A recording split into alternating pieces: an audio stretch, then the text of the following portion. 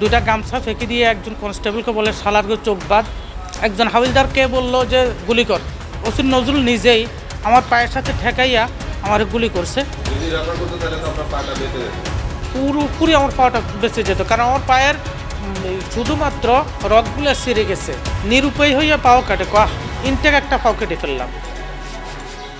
আবার আমার অপরাধ কী ছিল আমি আদৌ জানি না। শুধু একটা অপরাধ, আমাকে জামাতের মামলায় ফেলেছে। আমি জামাত করে এটা নাকি আমার অপরাধ।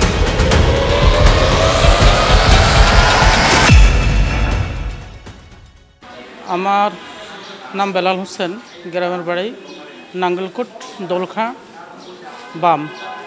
আমি আমার গ্রামে এই পাশের পাড়াতে একটা মসজিদে না 8 বছর যাবত ইমামতি করি।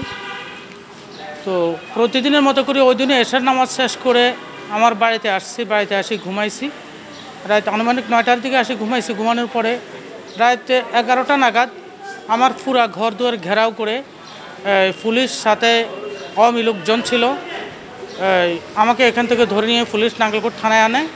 থানায় আনার পরে 1 থেকে 1.5 মিনিট ওখানে অপেক্ষা করে আবার গাড়িটা টান দিয়ে সিধা লুদুয়া টুগুরিয়া রোডে, খিলা রোডের দিকে, ওখানে লুদুয়া টুগুরিয়া একটা জায়গা, গ্রামের নাম, ওখানে আসে দাঁড় করায়।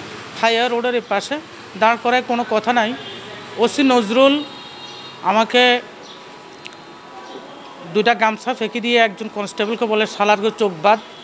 চোখ বাঁধলো। চোখ বাঁধার পরেই একজন হাবিলদারকে বলল যে গুলি কর।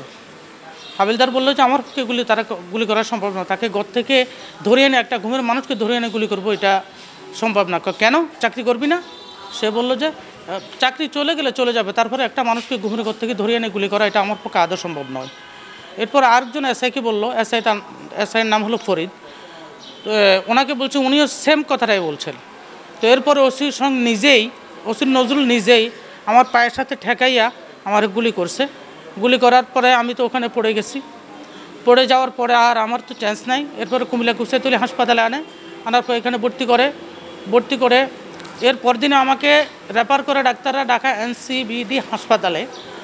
কিন্তু ওসি নজরুলকে যখন এখান থেকে কর্তব্যরত পুলিশ ফোন করে যে স্যার আপনার একজন আসামিকে এসকর্ট দিতে হবে, তাকে ঢাকায় নিতে হবে, সে ওই কর্তব্যরত পুলিশদেরকে এত অজোরে থ্রেট করছে, বললো যে সে যদি মারা যায় এখানে মারা যাবে, তাকে কোথাও নেওয়া যাবে না। তো এ থেকে শুরু হলো আমার কষ্টের জীবন। আজকে 2015 সালের 8/2/2015 সে থেকে অদ্যাবধি আমার কষ্টের জীবন শুরু। আমার 4টা বাল বাচ্চা লই আমি দিনে দিবাদ করছি, কাউকে বলতে পারছি না। আমার অপরাধ কী ছিল আমি আদৌ জানি না। শুধু একটা অপরাধ, আমাকে জামাতের মামলায় ফেলেছে। আমি জামাত করে এটা নাকি আমার অপরাধ। আমি জামাত ইসলাম করি এটা নাকি আমার অপরাধ। আর আদৌ আজকের এ পর্যন্ত কোনো অপরাধ বলে আমি কোনো কিছু পাইনি। আমাকে বিস্ফোরক মামলা দিছে, যে বোমা বিস্ফোরণের মামলা দিছে। বোমা আমার জীবনের সচক্ষে দেখিও নাই। ও আল্লাহ রোজা মুখে রেখে বলছি, আল্লাহ সাক্ষী, বোমা কি জিনিস আমি চোখে দেখিনি। সে আমাকে বোমার মামলা দিয়ে আজকে আমি মানবতার জীবন যাপন করছি। আজকে আমার সময় এসেছে, সুযোগ এসেছে। আজকে আমি আমার এটার প্রতিশোধ চাই। আমি তাদের সুস্থ বিচার চাই। এই দেশ ও জাতির কাছে আমি, আমার গ্রামবাসীও আজকের হয়তো এই খবর দেখবেন, আমার গ্রামের লোকজনও দেখবেন, তারা একটা লোকও যদি বলতে পারেন আমার জীবনে কোনো অন্যায় করেছি, কোনো অপরাধ করেছি, কোনো অকারেন্সের সাথে আমি জড়িত ছিলাম, এমন কোনো একটা লোকও যদি বলতে পারেন, আমি এই মামলা থেকে ইস্তিফা দিয়ে আমি ঘরে চলে যাব।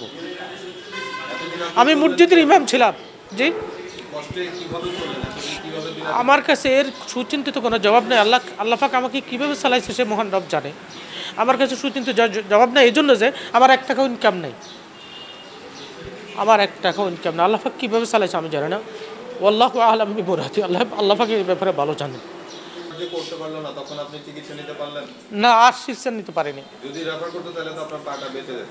পুরোপুরি আমার পাটা বেঁচে যেত, কারণ আমার পায়ের শুধুমাত্র রগগুলো ছিঁড়ে গেছে। ওই দিক থেকে নিচের সাথে উপরের ব্লাড কানেকশন বন্ধ হয়ে গেছে। বাকি সব ঠিক আছে, বাকি সব ঠিক। ডাক্তাররা যেদিন 10 দিনের মাথা আমার পাও কাটে, নিরুপায় হইয়া পাও কাটে, ইনটেক একটা পাও কেটে ফেললাম, পাও কেটে ফেলতেছি। কারণ কুমিল্লাতে তখন ওই সিস্টেমটা ছিল না, কুমিল্লা কুশিয়াতলী হাসপাতালে তখন ওই সিস্টেমটা ছিল না যে অন্য জায়গা থেকে রক্ত সংযোজন করার মতো যন্ত্রপাতিও নাকি ছিল না তখন। এখনও আছে কিনা জানি না, এটা কিন্তু ঢাকাতে আছে।